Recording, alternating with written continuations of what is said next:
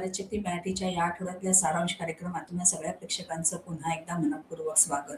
गेल्या आठवड्यापासून संपूर्ण जगभरामध्ये इस्रायल, अमेरिका यांनी इराणवर केलेला हल्ला आणि त्याचबरोबर हिंद महासागरामध्ये इराणच्या युद्धनौकेवर केलेला हल्ला या बातम्या आपण वाचत आलेलो आहोत. या युद्धाची व्याप्ती आता मध्यपूर्वेपर्यंत सीमित असली तरी हळूहळू ही व्याप्ती काही प्रमाणामध्ये हिंद महासागरामध्ये सुद्धा पोचण्याची शक्यता का व्यक्त केली जाते आणि एकूणच या युद्धाचे नेमके काय परिणाम भारताच्या दृष्टीने होण्याची शक्यता आहे, या सगळ्याच बद्दल आजच्या भागामध्ये आपण मार्गदर्शन करून घेणार आहोत. आणि यासाठी आपल्यामध्ये स्टुडिओमध्ये उपस्थित आहेत vice admiral Muralidhar Sadashiv Pawar sir. सरांची अगदी थोडक्यात ओळख करून द्यायची झाली तर 30 जानेवारी 2019 रोजी नौदल उपप्रमुख म्हणून सरांनी कार्यभार स्वीकारला आणि 31 मे 2021 रोजी ते नौदलातून सेवानिवृत्त झाले. याशिवाय मागच्या महिन्यामध्ये विशाखापट्टणम इथे भारतीय नौदलाच्या सराव मिलन आणि फ्लीट रिव्ह्यूसाठी सर वैयक्तिकरित्या हजर होते. याचा उल्लेख मी याच्यासाठी केला कारण याच सरावानंतर इराणची युद्धनौका देना ज्या वेळेला मायदेशी परतत होती त्याच वेळेला श्रीलंकेच्या जवळ या युद्धनौकेवरती हल्ला करण्यात आला आणि ही युद्धनौका बुडवण्यात आली. या दृष्टीने सुद्धा याचं महत्त्व खूप मोठ्या प्रमाणात आहे आणि या संदर्भात आज आपण मार्गदर्शन करणार आहोत. सर, आजच्याही भागात तुमचं मनपूर्वक स्वागत. नमस्कार. नमस्कार, धन्यवाद. सर, मागच्या आठवड्यापासून आपण या सगळ्या बातम्या ऐकतो आहोत, पण मुळामध्ये प्रश्न असा असतो की भारतात जो सराव झाला होता, सराव मिलन, या सरावानंतर ही युद्धनौका त्याच्यात भाग घेऊन आपल्या मायदेशी परतत होती आणि त्यावेळी हा हल्ला झाला. एकूण या संबंध घटनेकडे तुम्ही एक तज्ञ म्हणून कशा पद्धतीने बघता हे थोडक्यात आधी आम्हाला सांगू शकता का? सर्वात पहिली गोष्ट म्हणजे ही एक फारच मोठी दुःखद घटना आहे. कारण ही दुर्घटना व्हायच्या अगोदर विशाखापट्टणम येथे आपला एक इंटरनॅशनल फ्लीट रिव्ह्यू आणि मिलन हे कवायती झाल्या आणि त्या कार्यक्रमात मी स्वतः उपस्थित होतो.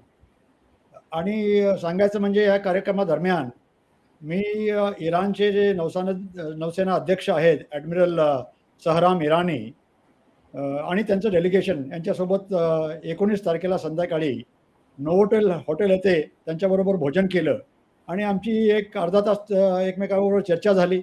आपले खूपच जिव्हाळ्याचे संबंध आहेत इराणबरोबर, तसेच इस्रायलबरोबरही आणि अमेरिकेबरोबर तर आहेतच.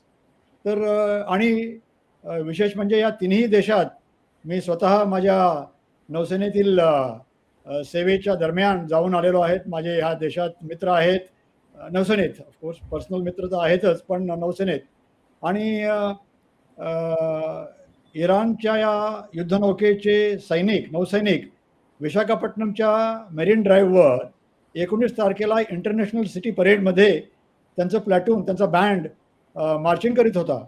आणि तदनंतर हे आता एक अचानकच 4 तारखेला अशी ही दुर्घटना झाली. याबाबत पहिली गोष्ट म्हणजे मी इराणच्या नौसेनेला आपलं भारतीय नौसेनेकडून माझ्याकडून दुःख व्यक्त करतो, शोक व्यक्त करतो आणि जे समुद्रात बुडले गेलेले लोक आहेत त्यांच्या आत्म्याला शांती लाभो अशी प्रार्थना करतो. तर एक प्रोफेशनल दृष्ट्या या गोष्टीकडे बघायचं झालं तर जगाच्या इतिहासात दुसऱ्या महायुद्धानंतर एक पाणबुडीने कुठल्या युद्धनौकेला बुडवलं असेल तर हे असे 4च प्रकार आहेत आणि ते 4 प्रकार 2 हिंद महासागरात आहेत. पहिला प्रकार 1971 साली पाकिस्तानच्या हंगोर नावाच्या युद्ध सबमरीनने INS खुखरीला गुजरातच्या सौराष्ट्राच्या किनाऱ्याजवळ टॉर्पेडो मारला आणि त्यातले आपले 194 लोक मृत्युमुखी पडले. दुसरी गोष्ट, अटलांटिक महासागरात 1982 साली फॉकलँड युद्धाच्या दरम्यान अर्जेंटिनाची जी क्रुझर आहे जनरल बेलग्रानो नावाची क्रुझर, मोठी शिप, तिला HMS कॉन्करर या पाणबुडीने ती न्यूक्लिअर म्हणजे अणुशक्तीवर चालणारी पाणबुडी होती, तिने टॉर्पेडो मारून ती बुडवली. कारण टॉर्पेडो हे एक असं हत्यार आहे की जहाजाच्या पाठीचा कणा मोडून टाकतं ते. कारण त्याचा जो स्फोट असतो तो जहाजाच्या पाण्याखालच्या भागात होतो आणि त्यामुळं जहाजात पाणी भरतं जहाजातले आणि त्याची वाचण्याची शक्यता खूप कमी असते. त्याच्यामध्ये जवळ-जवळ 35 एक लोकं मेले. आणि तिसरी गोष्ट एक पॅसिफिक ओशनमध्ये नॉर्थ कोरियाच्या सबमरीनने साऊथ कोरिया म्हणजे दक्षिण कोरियाच्या चेवनान नावाच्या एका कॉर्वेटला 2010 साली टॉर्पेडो मारून त्याचा विध्वंस केला आणि आता ही चौथी घटना. तर हे युद्ध चालू होतं. दोघांच्या आता युद्ध ते कायदेशीर युद्ध आहे की बेकायदेशीर युद्ध आहे हे जरी आपण बाजूला ठेवलं तरी एक त्यांचा एक सशस्त्र संग्राम किंवा संघर्ष चालू होता आणि अशी मान्यता आहे अशी रूढ आहे की सशस्त्र ज्या वेळेला संघर्ष चालू असतो त्यावेळेला तुम्ही एकमेकांच्या मिलिटरी ॲसेट्सवर किंवा युद्धनौकेवर तुम्ही हल्ला करू शकता. तर त्या दृष्टीनं पाहायला गेलं तर अमेरिकेने हे खूप चतुरपणे फक्त प्रोफेशनली म्हणजे नीतिमत्ता वगैरे बाजूला सोडून पाहायचं झालं तर खूप चतुरपणे चाणाक्षपणे त्यांनी या नौकेचं युद्धनौकेचं त्याला डिटेक्शन केलं. कुठं चाललेली आहे, काय, कुठं त्याचा आपलं कुठलं शस्त्र त्याला मारक ठरेल असा विचार करून त्याला मारलं आणि त्याला बुडवून टाकली. आणि त्याच्याबद्दल आपण काय म्हणू शकतो? कारण त्यांचं एका प्रकारे युद्ध चाललेलं आहे आणि युद्धामध्ये हे असं होऊ शकतं. पाणबुडी आणि हे शिपचं जे कुणाचं वर्चस्व असेल तर ज्या पाण्यामध्ये पाणबुडी होती आणि ही युद्धनौका होती त्या पाण्यामध्ये तिथले सगळे सर्कमस्टान्सेस लक्षात घेतले तर या युद्धनौकेला याची जी क्षमता होती तिला काही केलं तरी ती वाचू शकली नसती. कारण ज्या प्रकारे एका जहाजाच्या प्रोपेलरचा त्याचे जे मागे पंखा असतो त्याचा आवाज समुद्राच्या पाण्यातून खोलवर जातो ते पाणबुडीला ऐकू येतो. पण पाणबुडी एकदम शांत असते. त्याचा आवाज शिपला एवढा लवकर ऐकू येत नाही. त्यामुळे कधीही पाणबुडी वर्चस्व ठरते अशा पाण्यात. आणि संपूर्ण माहिती अजून पुढे आलेली नाही परंतु अमेरिकेचा जो दिगो गार्शा येथे तळ आहे तिथून विमानं उडलेली असणार किंवा त्यांचे जे उपग्रह आहेत त्यांनी या बोटीला टिपलं असणार आपल्या कॅमेऱ्याने किंवा आपल्या वेगवेगळ्या त्यांचे जे पेलोड्स असतात इन्फ्रारेड किंवा रडार याद्वारे.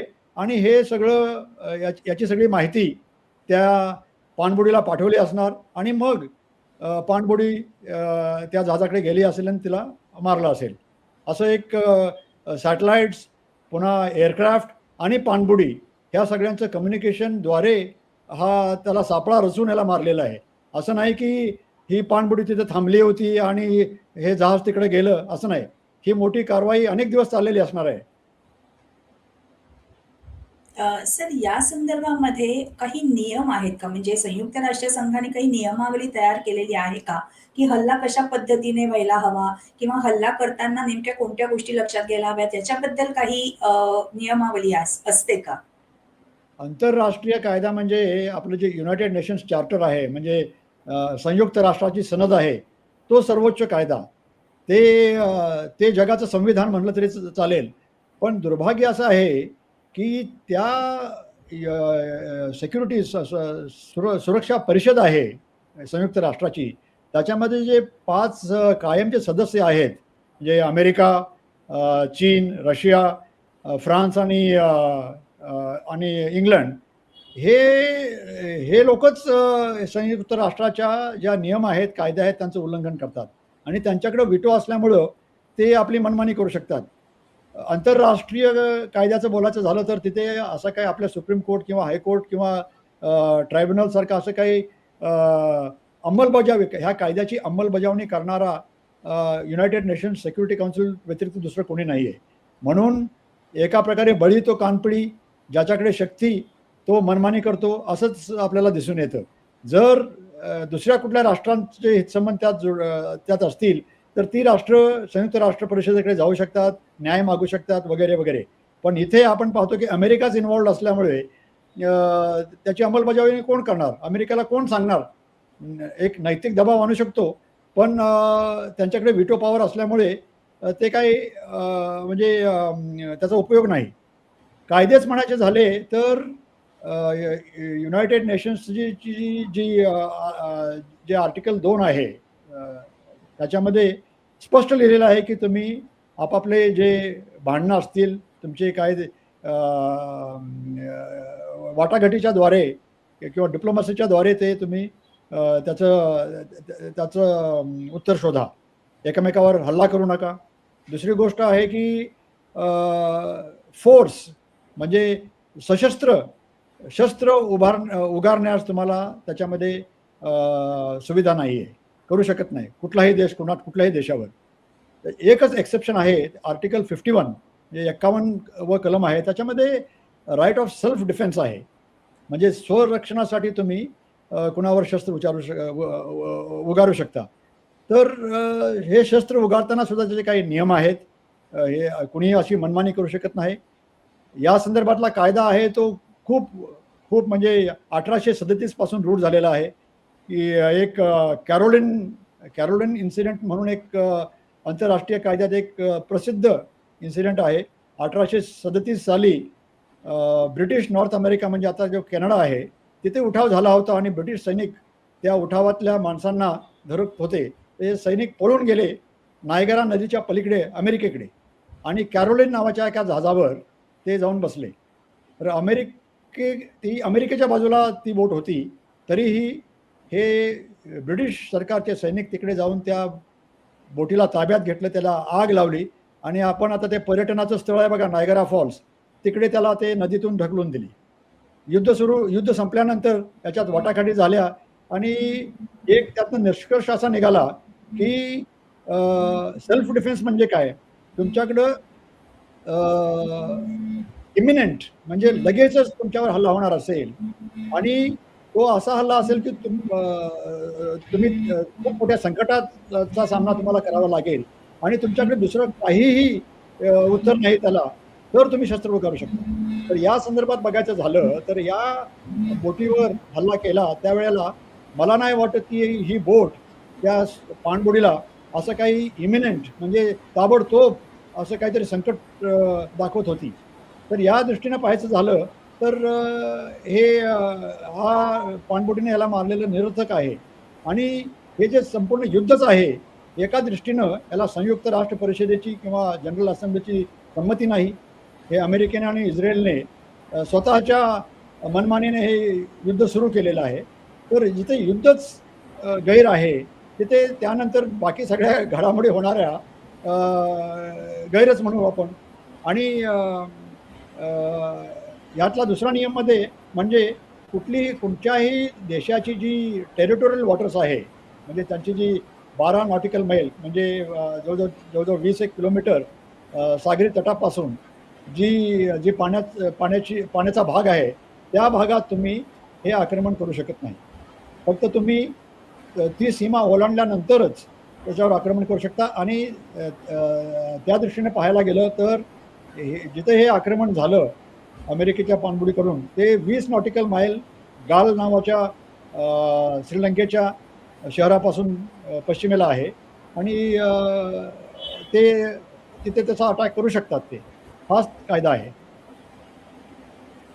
सर, असं म्हटलं जातं की इराणची ही युद्धनौका भारतामध्ये झालेल्या सराव मिलन नंतर म्हणजे त्याच्यात भाग घेऊन मग ती परत चाललेली होती. त्यामुळे भारताने याबद्दल काहीतरी स्टँड घेण्याची गरज होती असं कायम बोललं जात आहे. किंवा भारतीय पाण्यामध्ये किंवा भारताच्या हद्दीपासून जरी ती फार लांब गेलेली नसली त्यामुळे भारताची ती जबाबदारी होती की या जहाजाला काहीतरी संरक्षण द्यावं. हे खरोखरच तसं आहे का? नियम तसं सांगतो का? तुम्हाला काय वाटतं? नाही, तसं प्रथम दृष्ट्या किंवा आंतरराष्ट्रीय कायद्याच्या दृष्टीनं पाहिलं तर भारताचं याच्यावर काही जबाबदारी नाही आहे.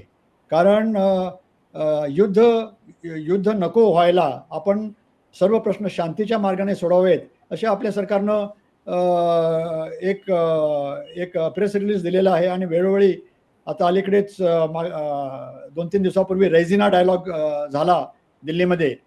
तिथे आपले परराष्ट्र मंत्री जयशंकर होते, प्रधानमंत्री सुद्धा होते आणि वेळोवेळी भारताने सांगितलेलं आहे की शांतीचा मार्ग हाच भला आहे. युक्रेनच्या युद्धाच्या दरम्यान असो वा आत्ता होत असलेल्या युद्धाच्या दरम्यान आपली भूमिका तीच राहिलेली आहे. आता मिलनचा आणि याचा काय संबंध? तर मिलन आणि इंटरनॅशनल फ्लीट रिव्ह्यूसाठी हे आपले पाहुणे होते, मान्य आहे. मिलन ही कवायत 25 फेब्रुवारी रोजी संपली आणि 25 तारखेनंतर आणि हे काय विशाखापट्टणम इथे संपली नाही, समुद्रात संपली. कारण ह्या सगळ्या 42 युद्धनौका, पाणबुड्या, अनेक विमानं, 18 देशाची जहाजं ही समुद्रात होती आणि त्यानंतर हे 18 देशाच्या युद्धनौका आणि विमानं वगैरे आपापल्या मार्गाने आपापल्या देशात निघून गेली. त्यावेळी त्यांना आपण काहीतरी एखादा गार्ड द्यावा किंवा त्यांनी आम्हाला संरक्षण द्या असं काही कोणी म्हणत पण नाही आणि तसं आपल्याकडून अपेक्षाही नसती. आणि त्यावेळेला 25 तारखेला असं काही युद्ध होणार आहे हे कुणाच्या ध्यानीमनीही नव्हतं. तर आपल्याला असं कोणी आपल्याला कोणी रिक्वेस्ट केली नव्हती की आम्हाला संरक्षण द्या. आणि कुठलाच देश, कारण तुम्ही एकदा ज्या एक्सरसाइज चालू असताना जर कुणी याच्यात हस्तक्षेप केला असता तर भारत काहीतरी म्हणू शकला असता. पण एक्सरसाइज संपल्यानंतर हे 28 तारखेला 4 तारखेला ही गोष्ट झालेली आहे श्रीलंकेच्या, म्हणजे जवळजवळ आठवड्यानंतर हे झालेलं आहे. तर आपला याच्यामध्ये काहीही आपली जबाबदारी नाही आहे. आणि आपली जबाबदारी आता अलीकडेच तुम्ही पाहिलं असेल, काल परवा ही 4 तारखेला ही बोट बुडल्यानंतर 4 तारखेलाच आपल्या कोचीन येथे इराणची दुसरी एक युद्धनौका, त्याला काही ते तांत्रिक बिघाड झाला होता, त्यामुळे ते कोचीन येथे आलेली आहे. भारताने मानवतावादी दृष्टिकोन लक्षात ठेवून त्याला आपण परमिशन दिलेली आहे आणि ती कोचीनमध्ये आलेली आहे. त्यांचे जे ट्रेनिज होते त्यांना त्यांची आपण उठाठेव व्यवस्थितपणे करतोय. त्याची जी तांत्रिक बिघाड झालेला आहे, इराण आपला सहयोगी देश, आपला मित्र देश असल्यामुळे त्यांचं तुम्हाला माहीत असेल की चहाबहार नावाचं बंदर त्यांचं आहे ग्वादारच्या 170 किलोमीटर पश्चिमेला. त्यात आपले हितसंबंध आहेत, आपले इराणशी खूप पूर्वीचे संबंध आहेत. त्यामुळे मित्रत्वाच्या दृष्टीने तांत्रिकदृष्ट्या त्यांना जी काही मदत पाहिजे होती त्यासाठी आपण त्यांना कोचीनमध्ये यायची, ती सहायता घ्यायची परवानगी दिलेली आहे. तिथपर्यंत तसंच हे श्रीलंकेने सुद्धा केलेलं आहे. श्रीलंकेकडे सुद्धा तशी मागणी आली दुसऱ्या एका जहाजाने आणि श्रीलंकेने हीच भूमिका घेतलेली आहे. बाबा, आम्ही कुणाच्या बाजूचे नाही आहोत. आम्हाला मानवतावादी दृष्टिकोन लक्षात घेऊन आमची जी सांस्कृतिक परंपरा आहे आणि आंतरराष्ट्रीय जो कायदा आहे तटस्थ राहण्याचा, या सर्व बाबी लक्षात घेता आम्ही आणि श्रीलंकेने दोघांनीही इराणच्या 2 युद्धनौकांना आश्रय दिलेला आहे. आणि आश्रय देणं हे काही आपल्या संस्कृतीला बसतं. तुम्हाला शिबीराजाची गोष्ट माहीत असेल. पुराणात एक पक्षी येऊन त्यांच्या मांडीवर बसला आणि जो भक्षक पक्षी होता त्याने म्हटले की अरे, माझं हे भक्ष्य आहे, तू कसा काय याला आश्रय देऊ शकतोस? तर शिबीराजाने आपले मांडी कापून त्या पक्षाच्या वजनाचं मांस, स्वतःच्या शरीराचं मांस काढून दिलेलं आहे. अर्थात तो दुसरा पक्षी होता, तो धर्मच होता, शिबीराजाची परीक्षा घ्यायला आला होता. तर ह्या आपल्या संस्कृतीत बसतं, आंतरराष्ट्रीय कायद्याला धरून आहे. तर जी युद्धनौका बुडली त्याच्या बाबतीत आपली काही जबाबदारी नव्हती. ऑफकोर्स बुडल्यानंतर जे सर्च आणि रेस्क्यू आहे, तिथली माणसांना वाचवण्याची जी आपल्यावर जबाबदारी आहे ती आपण चांगल्या रीतीने पार पाडलेली आहे. भारतीय नौसेनेचं एक पत्रक जारी झालेलं आहे त्याच दिवशी की आम्हाला 10 वाजता सकाळी ही बातमी समजली आणि 10 वाजता लगेचच आपलं PA-8I हे बोईंग ने बनवलेलं विमान तमिळनाडू इथून उडून घटनास्थळी पोहोचलं. आपले दुसरे विमानं तिथं लाईफ राफ्ट बचाव कार्यासाठी टाकायला सज्ज होतं. आपली INS तरंगिणी जी मिलन आणि इंटरनॅशनल फ्लीट रिव्ह्यूवरून विशाखापट्टणमवरून परत येत होती, ती जवळच होती, तिला तिकडे आपण पाठवलं. ती घटनास्थळी पोचली आणि इक्षक नावाचं एक जहाज कोचीनवरून आपण त्या घटनास्थळी पाठवलं. तोपर्यंत ही सगळी कारवाई करीत असेपर्यंत श्रीलंकेच्या नेव्हीने, कारण त्यांच्या जवळच होतं ते, त्यांची शिप पाठवून त्यांनी त्यांचं बचाव केला. जवळजवळ काही 35 एक लोक वाचवलेली आहेत. बाकीच्यांचे 82 लोकांचे मृतदेह त्यांनी घेतलेले आहेत आणि इतर लोकांचा ते बेपत्ता आहेत. काही दिवसांनी ते मेले असतील किंवा काही इकडे तिकडे वाहून गेले असतील. बचाव कार्य अजूनही चालू आहे असं मला ऐकायला मिळतं. तर आपली जबाबदारी आपण सर्व दृष्ट्या चोखपणे सांभाळलेली आहे असं मला वाटतं. सर, हिंद महासागरात झालेला हा हल्ला आणि यामुळे युद्धाची व्याप्ती आता इथपर्यंत वाढलेली आहे असं म्हटलं जातं. ते खरोखर तसं वाटतंय तुम्हाला? युद्धाची व्याप्ती बघा, हे जे सागरात युद्ध होतं आणि जमिनीवर युद्ध होतं हे वेगवेगळे प्रकार आहेत. जमिनीवर युद्ध होतं ते आपल्या सीमावर होतं. तुम्ही सीमारेषे किंवा line of control, line of actual control आणि तिथे त्याच्या पलीकडे शत्रू देश असतो आणि अलीकडे आपण असतो. तर एकमेकाच्या म्हणजे त्याचा दायरा किंवा त्याचा जो स्कोप असतो तो खूप लिमिटेड असतो. एक 4-5 किलोमीटर इकडे-तिकडे जास्तीत जास्त. पण समुद्रावरचं जे युद्ध असतं, ते समुद्र एक कंटिन्युअस पाण्याची बॉडी आहे. पाण्याचं क्षेत्र आहे. उत्तर ध्रुवापासून दक्षिण ध्रुवापर्यंत आणि आंतरराष्ट्रीय डेट लाईन आहे ते ग्रीनिच मेरिडियन, झिरो मेरिडियन संपूर्ण पूर्व ते पश्चिम, उत्तर ते दक्षिण 70% पृथ्वी म्हणजे पाणी आहे. आणि युद्ध जरी पर्शियन इराणच्या खाडीजवळ झालं असलं तरी युद्धाची नौका पॅसिफिक महासागरात असो, आर्क्टिकमध्ये असो, हिंद महासागरात असो किंवा अमेरिकेची जहाजं अटलांटिकमध्ये असो, दोन्ही जे शत्रू देश आहेत एकमेकांचे ते ह्या समुद्राच्या पटावर कुठेही एकमेकांचा सामना करू शकतात. त्यांना ते फ्रीडम आहे आणि स्वातंत्र्य आहे कुठेही करायचं. तर आता तुम्ही बघा दुसऱ्या महायुद्धामध्ये जपानशी युद्ध करताना इंग्लंडची HMS प्रिन्स ऑफ वेल्स आणि रिपल्स नावाच्या दोन शिप्स थायलंडच्या खाडीमध्ये जपानी विमानाने त्यांना बुडवून टाकलं. इंग्लंड कुठे, जपान कुठे आणि थायलंडची खाडी कुठे. तर समुद्राच्या युद्धात हे प्रकार नॉर्मल आहेत कुठंही. म्हणूनच आज चीनबरोबर आपलं युद्ध झालं तर आपण काय चीनच्या तटाजवळ जाऊन युद्ध थोडीच करणार आहोत. ते केप ऑफ गुड होप म्हणजे दक्षिण आफ्रिकेच्या खालून ते अंगोलावरून किंवा व्हेनेझुएलावरून तेल घेऊन येतात, तिथे आपण त्यांना मारू शकतो. आपल्या गल्फमधून किंवा बाबल मंडेब लाल समुद्रातून त्यांची जी जहाजांची वाहतूक ये जा आहे तिथे मारू शकतो किंवा अंदमान निकोबार बेटाजवळ मारू शकतो, कुठेही मारू शकतो. आणि त्याच प्रकारे आपली जी जहाजं पॅसिफिक महासागरात आहेत किंवा विमानं किंवा पाणबुड्या त्याला चीन शोधून मारू शकतं. तर याच्यामध्ये काही वावगा आहे असं मला वाटत नाही. आणि तसं पाहायला गेलं तर हे युद्ध चाललेलं हे क्षेत्र हिंद महासागरातच आहे. अरबी समुद्र किंवा पर्शियाची खाडी किंवा लाल समुद्र हे सगळे हिंद महासागरातच आहेत. आणि दिगो गार्शियाचा मी उल्लेख केला, ते ऑफकोर्स इक्वेटरच्या खाली आहे. ते सुद्धा गेली 60 वर्ष तिथे अमेरिकेचा आणि इंग्लंडचा तळ आहे दिगो गार्शियामध्ये. ते हिंद महासागरातच आहे. जिबुती जे अरबी समुद्राच्या किंवा हिंद महासागराच्या पश्चिमेला आहे जिबुती देशात, तिथं चीनचा तळ आहे. आणि रोजच पाहिलं तर आपण 70 ते 80 परराष्ट्रीय आंतरराष्ट्रीय युद्धनौका तितके आणि अनेक पाणबुड्या ज्या आपल्याला माहीत नसतात, अनेक विमानं तळ ठोकून असतात हिंद महासागरात. तर त्याची व्याप्ती खूप मोठी आहे सागरी युद्धाची. आणि युद्ध जरी सुरू एका जागी झालं असलं तर त्याची व्याप्ती भरपूर मोठी असते. आणि दुसरी गोष्ट म्हणजे जे नेव्हल फोर्सेस जे जहाजं किंवा विमानं त्यांची एक कॅरेक्टरिस्टिक आहे मोबिलिटी, म्हणजे ते हलू शकतात. LAC किंवा LOCवर एका जागी स्थिर नसतात. हजारो किलोमीटर एखादं विक्रांतसारखं जहाज 1000 किलोमीटर एका दिवसात जाऊ शकतं. 40 x 25 800 700 800. आणि अमेरिकेची जहाजं तर अणुभट्टीवर चालतात. त्यांना इंधनाचा काही कमी नसते. ते किती वेगाने 30-50 किलोमीटर तासी वेगाने जाऊ शकतात. तर एक मोबिलिटी आहे आणि एक फ्लेक्सिबिलिटी राहते त्यांच्या वावरण्यामध्ये. ते असा पवित्रा घेऊ शकतात.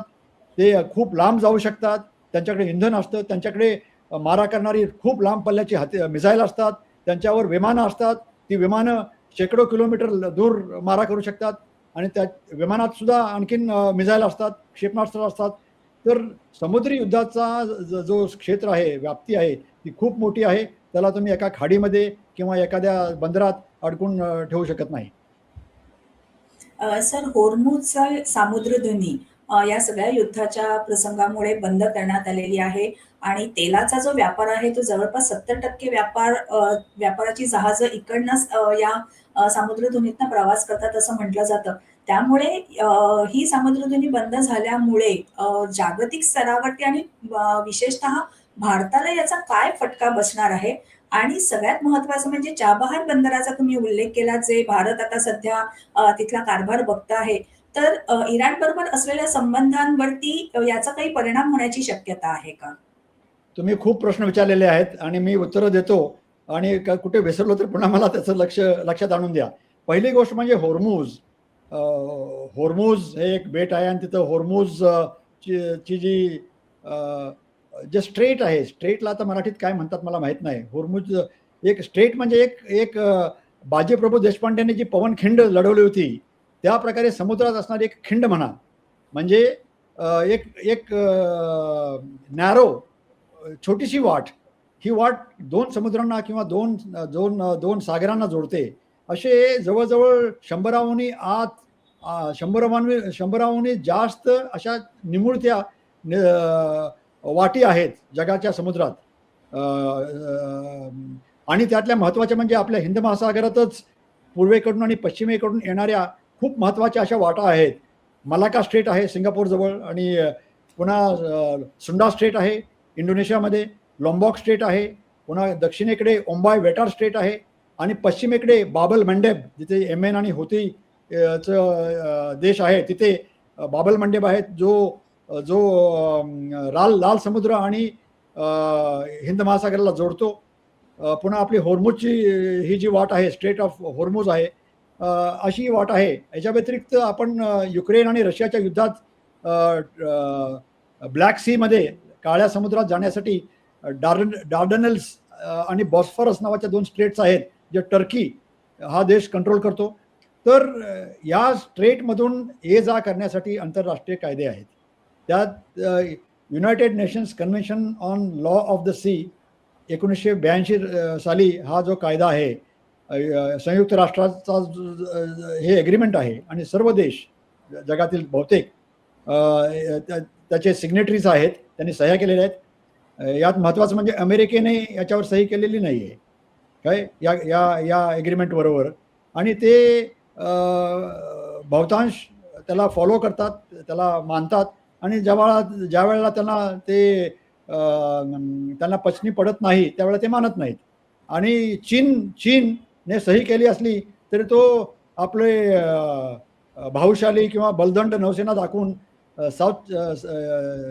दक्षिण चीन समुद्रात त्याचं पालन करत नाही. अलीकडेच आपण पाहिलं असेल की फिलिपाईन्स बरोबर झालेल्या त्यांच्या चकमकीत स्कार्बरो शोल हे आंतरराष्ट्रीय कोर्टाने फिलिपाईन्सच्या पारड्यात टाकलेलं असलं तरी चीन तिथून जायला तयार नाही, ते मानत नाहीत. तर होर्मुझचं बघायचं झालं तर आंतरराष्ट्रीय कायदा काय म्हणतो, ह्या ज्या आंतरराष्ट्रीय 116 स्टेट्स आहेत याच्यातून ते जे देशालगत हे जी सागरभूमी आहे किंवा सागर आहे त्याच्यातून ये जा करण्यास तुम्ही मनाई करू शकत नाही. आंतरराष्ट्रीय व्यापार, आंतरराष्ट्रीय युद्धनौका, पाणबुड्या सर्व काही याच्यातून ये जा करू शकतात. त्याला तुम्ही बंद करू शकत नाहीत. त्याला एकच ऑब्जेक्शन आहे की जर तुम्ही त्या पाण्यात असताना त्या आजूबाजूच्या देशाच्या विरोधात काही कारवाई करायला लागला तर ते देश तुम्हाला त्याची मनाई करू शकतात. तर असं काही झालेलं नाही आणि होर्मुझच नाही, जगाचा सगळा व्यापार 90% व्यापार समुद्रमार्गाने जातो आणि होर्मुझ बंद झाल्यामुळे जवळ-जवळ 20 मिलियन बॅरल्स म्हणजे 20 मिलियन म्हणजे 2 कोटी बॅरल, एक बॅरल 6 बॅरल म्हणजे आपला पाण्याचा बॅरल असतो तसाच बॅरल, 6 बॅरल म्हणजे 1 टन इतकं तेल, तितकंच 20-25% लिक्विफाईड नॅचरल गॅस, आणि हे बाहेर येत असतं. आणि तेवढेच प्रमाणात, कारण या देशात हे जे खाडीतले देश आहेत त्यांच्याकडे खायला भाज्या नसतात, त्यांच्याकडे फूड सिक्युरिटी म्हणजे अन्न सुरक्षा नसते. त्यांना जे सगळे कन्झ्युमर गुड्स लागतात टूथपेस्टपासून वगैरे तिथं बनत नाहीत. भारत सारखे देश जहाजाच्या द्वारे तिकडे पाठवत असतात. तर होर्मुझची खाडी बंद झाल्यामुळे जगाच्या व्यापारिक किंवा आर्थिक जगतात फार मोठा भूकंप येणार आहे, यायला सुरुवात झालेली आहे.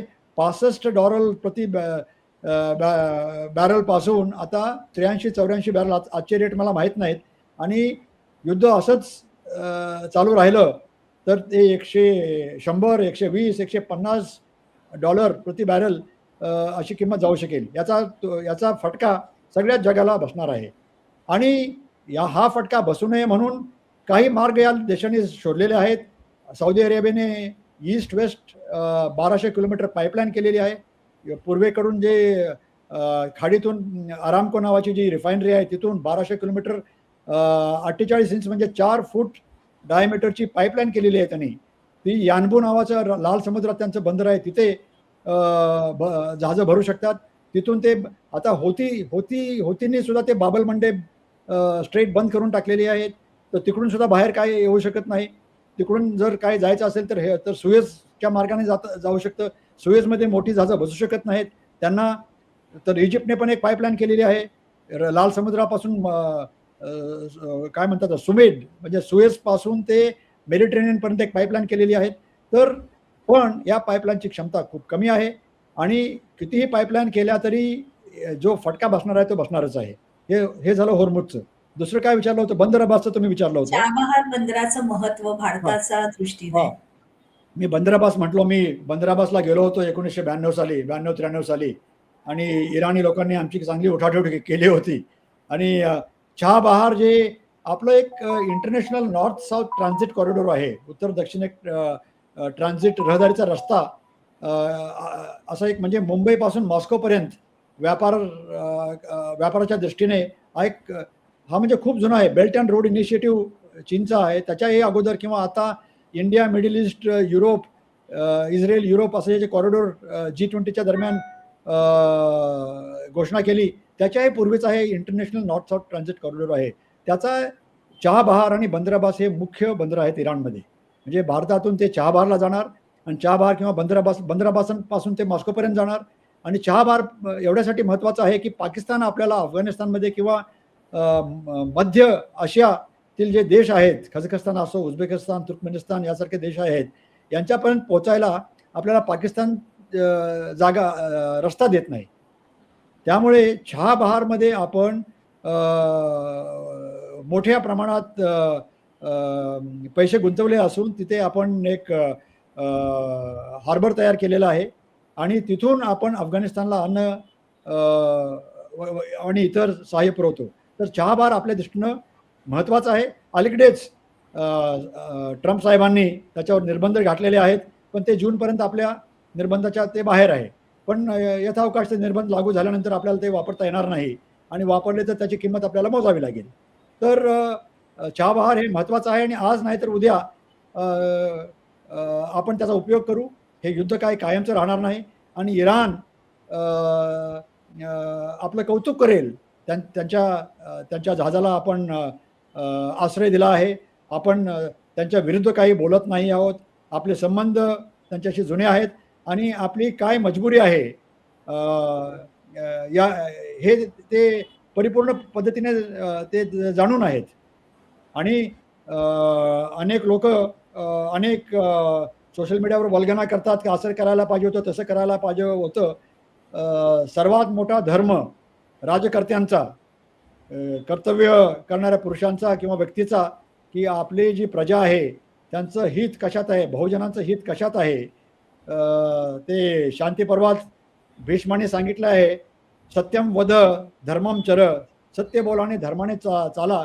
पण त्याच शांती पर्वात त्यांनी हेही सांगितलं आहे की ज्या कामाने तुझ्या प्रजेचं रक्षण होईल ते काम तू कर. काय तर आपले ह्या गल्फ देशाचे जे 6 देश आहेत, Saudi Arabia, Kuwait, Bahrain, Qatar, United Arab Emirates, Oman, या देशात जवळजवळ 1 कोटी लोक आहेत भारताचे. तिथे ते नोकरीसाठी गेलेले आहेत. तिथून ते जवळजवळ $50 बिलियन म्हणजे 4.5 लाख ते 5 लाख कोटी रुपये दरवर्षी मनी ऑर्डरने इकडे पाठवतात भारतात आणि त्यामुळे त्यांचे कुटुंब चालतात. या देशाच्या अर्थव्यवस्थेचा फार मोठा भाग आहे. तिथून आपल्याला तेल मिळतं. तर त्या सर्वांची सुरक्षा जर ते परत आले तर अगोदरच बेरोजगारी आवासून उभी आहे. त्याचे आपल्या भारतातील अर्थव्यवस्थेवर अनेक घोर परिणाम होतील. ह्या सर्व दृष्टी लक्षात घेऊन राजकर्ते काय म्हणायचं, कसं म्हणायचं, कुठे म्हणायचं, म्हणायचं का नाही, कधी म्हणायचं, या सर्वाचं लक्ष घेतात आणि जे आपले मित्र देश असतात ते आपली भूमिका आपण काय बोललं आणि बोललं नाही तरी समजून घेत असतात आणि पडद्यामागे अनेक गोष्टी शांत रीतीने चाललेल्या असतात. तर कुणी असं समजून घ्यायचं कारण नाही की आपण असं म्हणायला पाहिजे होतं आणि असं म्हटलं नाही. जे नेव्ही टू नेव्ही मला पूर्ण खात्री आहे, जे भारताचे नौसेना अध्यक्ष आहेत, त्याचे नौसेना अध्यक्ष आहेत आणि इतर कोणी आहेत, त्यांनी आपले सांत्वना किंवा शोक मित्रत्वाच्या नात्याने सांगितला असावाच. ते माझेच विद्यार्थी आहेत. मला बिलकुल शंका नाही. हे सगळं काय बँड बाजा वाजंत्री वाजवून जगाला सांगायची काही गरज नसते. ते समजतात आणि अशी पण एक सोशल मीडियामध्ये सामाजिक माध्यमामध्ये बातमी उठलेली आहे की आपले जे करार आहेत अमेरिकेबद्दल, बरोबर लिमोवा म्हणजे logistic exchange of memorandum of understanding, म्हणजे एकमेकांची बंदरं, एकमेकांचे जे लॉजिस्टिक्स आहेत, एकमेकांना आपण सहाय्य करू शकतो, ते आपण देतोय का अमेरिकेला? याचं कारण असं की कुठल्या तरी एका अमेरिकन टी व्हीमध्ये कोणीतरी असं खोटं नाटं सांगितलं होतं की अमेरिकेला भारतातून सहाय्य मिळतंय. असं काही होत असेल असं मला वाटत नाही. हे सगळे एग्रीमेंट आहेत ते शांती काळात एकमेकांचं सहाय्य करण्याच्या दृष्टीने केलेले आहेत. युद्धात आपली भूमिका तटस्थच असते. आपण कुणाला अमेरिकेला हे कुठल्याही प्रकारचं सहाय्य करीत नाही जेणेकरून ते युद्ध जास्त चांगल्या प्रकारे करू शकतील असं काही सहाय्य देत नाही. किंवा इराणची जहाजं कुठं आहेत आणि त्यांना तुम्ही मारा आणि ही काही बातमी किंवा टार्गेट्स जेणेकरून ते टार्गेट्स होतील, लक्ष होतील एकमेकांचे, असे काय कोऑपरेशन आपण करत नाही. तर देशाने, देशातील लोकांनी शांत राहावं. जे काय करायचं आहे ते करतायत लोक आणि ज्या गोष्टीबद्दल आपल्याला जास्त काही माहीत नाही त्या बाबतीत उगाचच कॉमेंट करत बसू नये. हे लोक 40-40 वर्ष त्या क्षेत्रातले स्पेशलिस्ट असतात. काय करायचं, काय नाही करायचं, देशाचं हित लक्षात घेऊन करत असतात, असं मला सांगायचं आहे. आणखीन कुठला प्रश्न होता तुमचा? नाही सर, इथपर्यंतच प्रश्न मी विचारले होते. पण या निमित्ताने एक गोष्ट सगळ्यात महत्त्वाची लक्षात आली, की एकीकडे रशिया-युक्रेन युद्धाला 4 वर्ष पूर्ण झाली. दुसरीकडे हमास आणि इस्रायलचा मध्येच कुठेतरी गाझावरती हल्ला होतोय आणि ते युद्ध परत सुरू होतंय की काय अशी शंका निर्माण होतेय. आणि आता इराण, इस्रायल आणि अमेरिका यांच्यामधला हा संघर्ष जो कायम असं म्हटलं जातंय की इस्रायलच्या राष्ट्राध्यक्षांनी पण असं म्हटलेलं आहे की हा फार काळ चालणारा संघर्ष नाही. खूप लवकर इराण गुडघ्यांवरती येईल, शरण येईल अशी आम्हाला आशा आहे.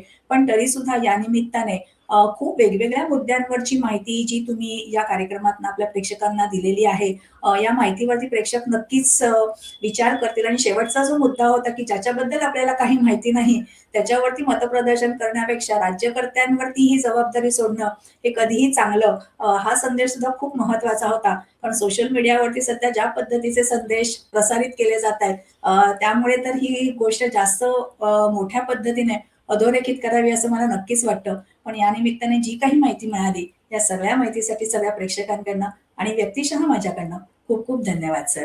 नमस्कार. एक तुम्हाला सांगतो शेवटचं, मागच्या वेळेला पण तुम्हाला सांगितलं होतं, युद्ध सुरू करतात कुठलीही बाजू, पण युद्ध कधी थांबेल याची ग्वाही कुणी देऊ शकत नाहीत. कुणीही काही म्हटलं तरी त्यांचे इंटेन्शन चांगले असले तरी युद्ध कधी थांबेल हे दोन्ही बाजूनी ठरवावं लागतं.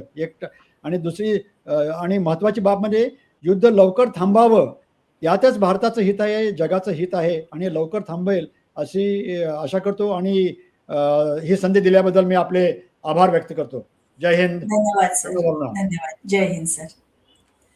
प्रेक्षक हो, या भागात मिळालेली ही सगळी माहिती तुम्हाला कशी वाटली ते कमेंट्समध्ये आमच्यापर्यंत नक्की पोहोचवा. त्यासाठी काय करायचं, भारतशक्ती मराठी या यूट्यूब चॅनलला लाईक करा, शेअर करा, सबस्क्राईब करा. याशिवाय इतर सोशल मीडिया प्लॅटफॉर्मना सुद्धा तुम्ही फॉलो करत असाल अशी आम्हाला आशा आहे. भेटूया पुढच्या भागात एका नवीन विषयासह. तोपर्यंत नमस्कार.